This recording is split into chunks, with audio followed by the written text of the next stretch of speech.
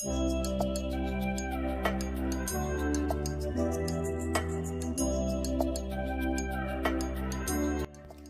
everyone! Welcome po muli sa ating YouTube channel. For today's video ay gagawa tayo ng 2-in-1 cake. Usong-uso itong mga ganitong cake ngayon guys, yung 2-in-1. Ayan, isang cake lang yung orderin nila pero 2 flavor na yung matitikman nila. Napakadali lang nitong gawin kaya tara umpisahan na po natin. Ang una nating gagawin ay yung vanilla chiffon cake para dun sa ating mango graham cake na flavor. Ayan, i-mix lang natin yung ating sugar at saka yung ating egg yolk. Then sunod na rin natin ilagay yung ating oil at saka yung ating vanilla. Sunod na rin natin yung ating tubig or yung ating water. Pwede rin pong milk yung gagamitin nyo dito. Sasalain naman natin ngayon yung ating mga dry ingredients. Kailangan natin dito ng cake flour. Ayan, nakita nyo guys, punong-puno yung ating cup measurement kasi 1 cup at saka 1 tablespoon yung ginamit ko dito. Then, sunod na rin natin yung ating baking powder at saka yung ating salt. Ayan, isif lang natin ito para wala po tayong masamang mga buo-buong flour dito sa ating liquid. Then, i-mix lang natin ito hanggang sa magiging smooth na siya. Set aside muna natin ito. Gagawin naman natin ngayon yung ating meringue. Ayan, dito sa ating bowl, i-beat lang natin yung ating egg whites hanggang sa mag-foamy lang siya. Then, saka natin ilagay yung ating cream of tartar. Kung wala po kayong cream of tartar, pwede po kayong gumamit ng lemon juice or white vinegar. Nag-foamy na yung ating egg whites, kaya nilagay ko na yung ating cream of tartar. Then, ilagay na rin natin yung ating sugar, pa konti-konti lang po.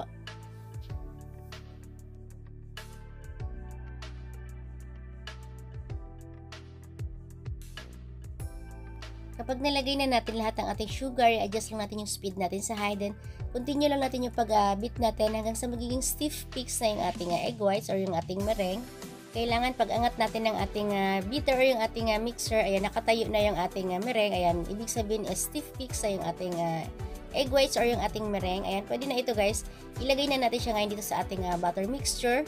Ayan, then gently fold lang yung gagawin natin dito guys kasi para hindi bumagsak yung ating cake mixture. Mas maganda kung spatula yung gagamitin natin dito sa paghalo para hindi natin ma-deflate yung ating meringue. Isang procedure lang naman yung paggawa ng chiffon cake guys. Ayan, ang iingatan lang naman natin dito na hindi natin ma-deflate yung ating meringue para hindi bumagsak yung ating cake at para hindi siya pumalpak. Basta cut and fold method lang yung gagawin natin dito guys. Kapag pantay na yung kulay niya at wala na kayo nakikitang mga puti-puti na meringue, ayan, pwede na ito guys. Ibuhos na natin siya ngayon dito sa ating baking pan. Ayan, gumamit ako dito ng 6x3 na baking pan. Pwede kayong gumamit ng 8 inches, pero hindi siya masyadong mataas guys. Ayan, tinap ko lang siya para maalis yung mga air bubbles. Then, i-bake na natin siya ngayon sa ating naka-preheat na oven, 160 degrees Celsius ng 30-35 minutes. Ayan, then pagkatapos natin siyang alisin sa oven guys, itaob natin siya agad dito sa ating cooling rack at palalamigin natin siya. Nakalimutan ko lang ipakita kanina. Ayan, malamig na siya guys. Kusa naman siyang natatanggal kapag malamig na yung ating baking pan. Basta huwag nyo lang piliting tanggalin na mainit pa siya. Then, binalot ko lang siya ng cling wrap para lalong magiging moist yung ating cake. Then, para naman sa ating ubi flavor guys, same procedure lang. Ang alisin nyo lang dito, 1 tablespoon na water dun sa inyong vanilla chiffon. Then, palitan nyo lang siya ng vanilla flavoring ng 1 tablespoon din. Ayan. Then, i-mix lang natin ito. Ganun lang din yung gagawin natin. Cut and fold method lang din yung paghalo natin dito guys para hindi bumagsak yung ating cake.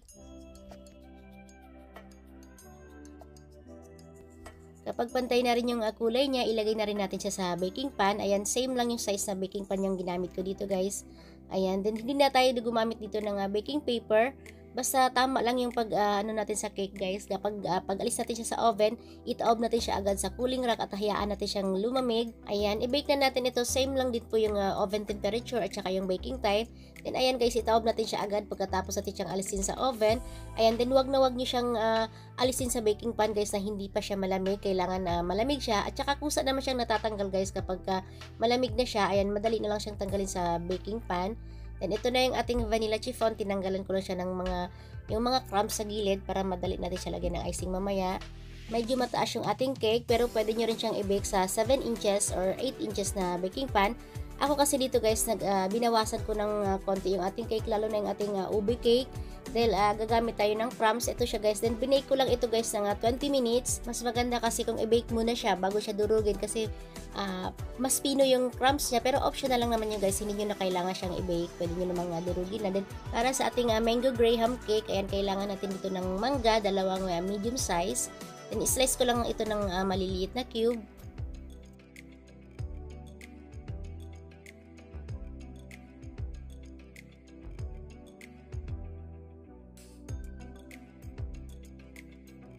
Set aside na muna natin ito. Then meron din akong ginawa dito ng leche flan. Ayan, maganda yung pagkagawa natin ngayon ng leche flan guys kasi nabantayan ko yung apoy. Hindi kagaya nung ginawa natin nakaraan na nakalimutan kong pahinaan yung apoy kaya nagkaroon siya ng mga bubbles sa gilid. Ito guys, smooth siya. Ilagay ko yung recipe nito sa description box. Din yung procedure niya or yung paggawa niya, ilagay ko rin yung link. Then ayun, slice lang natin siyang ng maliliit na cube. Same lang din yung size niya doon sa mangga na hiniwa natin kanina. Ayan guys, nakikita nyo ba kung gaano siya ka-smooth? Ayan, wala tayong nakikita ng mga butas-butas kasi maganda yung apoy natin. Yung pinahinaan ko yung apoy talaga guys, binantayan ko para maganda yung texture niya. Then ito pala yung Swiss meringue natin guys na buttercream. Ito yung icing guys na ginamit natin dun sa mocha cake. Ayan, same procedure at saka same ingredients lang din. Then pwede nyong balikan yun guys or ilagay ko na rin yung link sa description box para i-click nyo na lang para makita nyo kung paano siya ginawa. Then, hinati ko lang pala sa dalawa yung ating icing dito. Then, dito sa isa, naglagay ako dito ng 1 tablespoon na ube flavoring. Then, i-mix lang natin ito.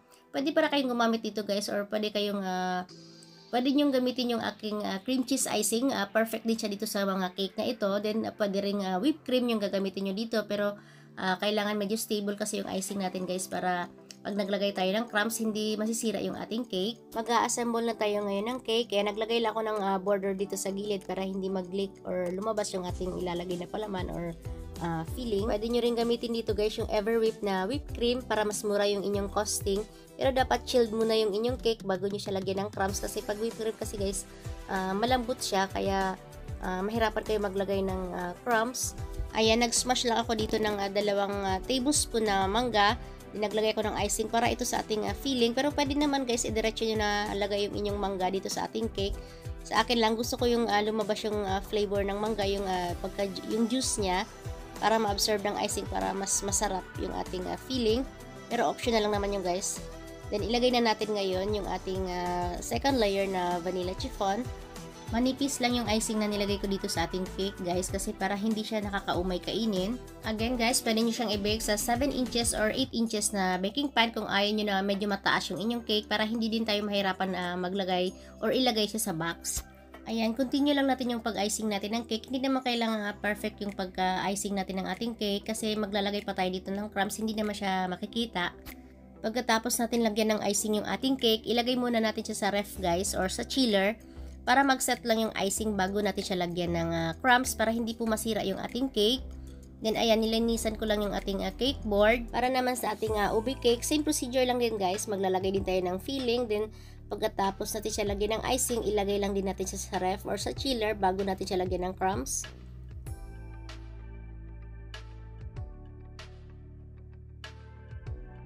Dito pala sa ating ube cake guys, ayan, pwede kayo maglagay dito ng ube halaya sa kanyang filling. Ayan, ito yung ube halaya natin. Ito yung homemade ube halaya natin. Meron tayong recipe dito sa ating YouTube channel.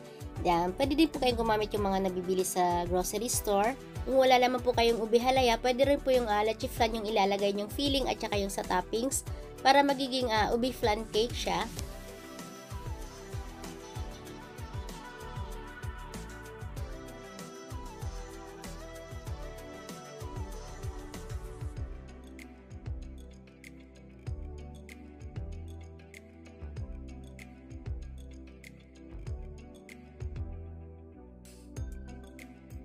Ito na pala yung binake natin kanina na pinagtriman natin ng cake. Ayan, mas pino talaga siya guys kapag i-bake mo na siya. Then nilagay ko lang siya sa food processor. Pwede naman kahit durugin nyo na lang siya kahit kung wala pa kayong food processor. Then ngayon naman ay hatiin na natin yung ating cake para magiging 2 flavor siya.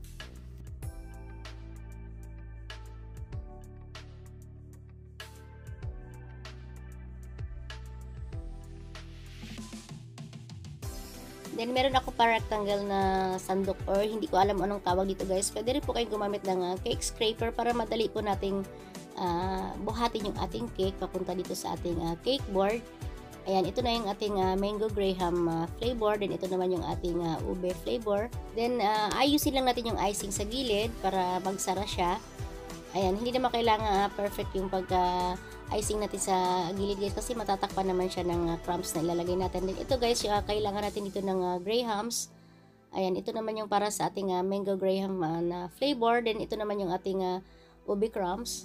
Sprinkle lang natin yung ating crumbs ngayon dito sa gilid ng ating cake hanggang sa matakpan siya.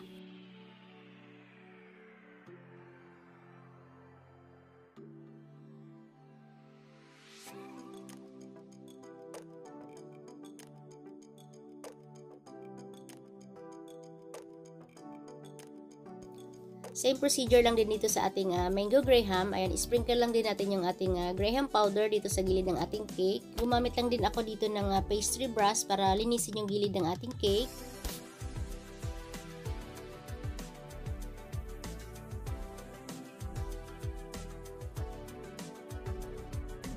Maglagay lang din tayo ng border dito sa side ng ating cake para hindi lumabas yung ilalagay natin na toppings.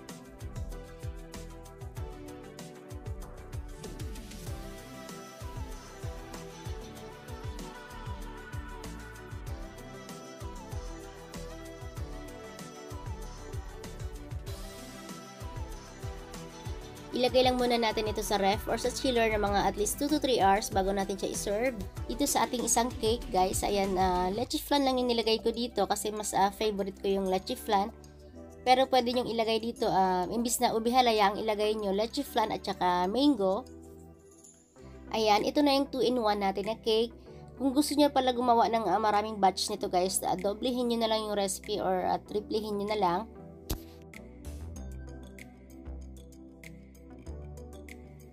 Pwede nyo siyang ibenta guys ng 500 to 550 pesos kada isa itong size na ito. Pero depende po yun sa costing nyo kasi unang-una po hindi po tayo pare-pareho ng sangkap na ginagamit. At saka hindi rin po tayo pareho ng area. Magkaiba po yung presyo dyan sa area nyo din. Magkaiba din po sa presyo ng area ko. Kaya mag-costing na lang po tayo guys. Ayan, subukan nyo na itong gawin sa inyong bahay guys at sigurado akong magugustuhan ito ng buong pamilya nyo at syempre pwede nyo itong ipang regalo at ipang benta ngayong holiday season. Napakasarap nito guys at hindi kayo magsisisi kapag tinry nyo itong gawin, yung ating 2-in-1 na cake. Ayan, hanggang sa muli, kita-kits po tayo ulit sa susunod pang mga videos. Maraming salamat po sa inyong panonood. Mag-iingat po tayo palagi.